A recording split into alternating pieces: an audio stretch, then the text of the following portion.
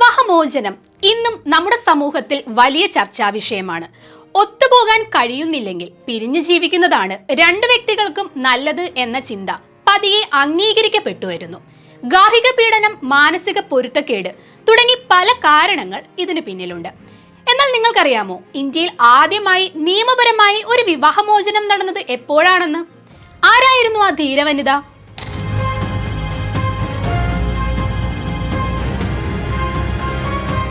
ആ കഥ നടക്കുന്നത് 1885-ലാണ്.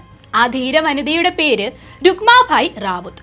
പക്ഷേ ആ വിജയത്തിലേക്കുള്ള അവരുടെ യാത്ര അത്ര എളുപ്പമായിരുന്നില്ല.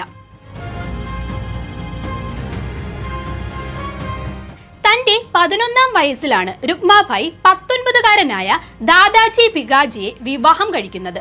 എന്നാൽ വൈദ്യശാസ്ത്രം പഠിക്കാൻ അതിയായി ആഗ്രഹിച്ച രുക്മാഭായ് ഭർത്താവിന്റെ വീട്ടിലേക്ക് പോകാതെ അമ്മയോടും രണ്ടാനച്ഛനോടുമൊപ്പം താമസിച്ച് പഠനം തുടർന്നു. 12 വർഷങ്ങൾക്ക് ശേഷം 1884 ഭർത്താവ് ദാദാജി ഭികാജി തന്നോടൊപ്പം വന്ന് താമസിക്കാൻ രുക്മാഭായിയെ നിർബന്ധിച്ചു. എന്നാൽ രുക്മാഭായ് ആ ആവശ്യം ധൈര്യപൂർവ്വം നിരസിച്ചു. രുക്മാഭായിയുടെ ആ നിഷേധം ദാദാജിയെ ചൊടിപ്പിച്ചു. അദ്ദേഹം അവർക്കെതിരെ കോടതിയിൽ കേസ് ഫയൽ ചെയ്തു. കോടതിയിൽ രുക്മാഭായ് ശക്തമായി വാദിച്ചു. വിവാഹം നടക്കുമ്പോൾ എനിക്ക് തീരെ പ്രായം കുറവായിരുന്നു. അതിനാൽ എന്നെ നിർബന്ധിച്ച് കൂടെ താമസിപ്പിക്കാൻ ഭർത്താവിന് അവകാശമില്ല. എന്നാൽ അന്നത്തെ സമൂഹം രുക്മാഭായിക്ക് എതിരായിരുന്നു.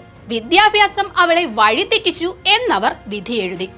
1887 കോടതി ഒരു വിധി പുറപ്പെടുവിച്ചു. ഒന്നെങ്കിൽ രുക്മാഭായ് ഭർത്താവിനൊപ്പം പോകണം, അല്ലെങ്കിൽ 6 മാസം ജയിൽവാസം അനുഭവിക്കണം. എല്ലാവരെയും അത്ഭുതപ്പെടുത്തിക്കൊണ്ട് രുക്മാഭായ് പറഞ്ഞു, ഭർത്താവിനൊപ്പം പോകുന്നതിനേക്കാൾ ഞാൻ ജയിൽവാസം തിരഞ്ഞെടുക്കുന്നു. ഈ സമയത്ത് ഒരു ഹിന്ദു സ്ത്രീ എന്ന തൂലികാനാമത്തിൽ അവർ ടൈംസ് ഓഫ് ഇന്ത്യയിൽ ലേഖനങ്ങൾ എഴുതാൻ തുടങ്ങി. ലിംഗസമത്വം, സ്ത്രീകളുടെ അവകാശങ്ങൾ എന്നിവയെക്കുറിച്ചുള്ള അവരുടെ ശക്തമായ എഴുത്തുകൾ വലിയ ചർച്ചയായി. ഈ ലേഖനം ഒടുവിൽ വിക്ടോറിയ രാജ്ഞിയുടെ ശ്രദ്ധയിൽപ്പെട്ടു. രാജ്ഞി വിഷയത്തിൽ ഇടപെടുകയും രുക്മാഭായിക്ക് അനുകൂലമായി വിധി പുറപ്പെടുവിക്കുകയും ചെയ്തു.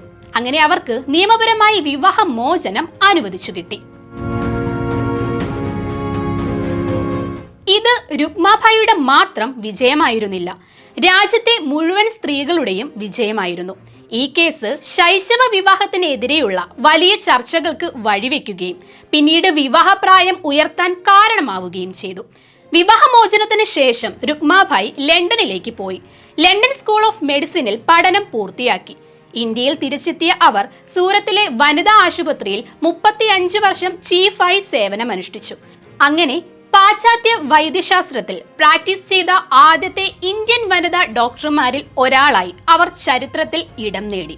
രുക്മാഭായിയുടെ ജീവിതം നമുക്ക് നൽകുന്ന പാഠം വളരെ വലുതാണ്.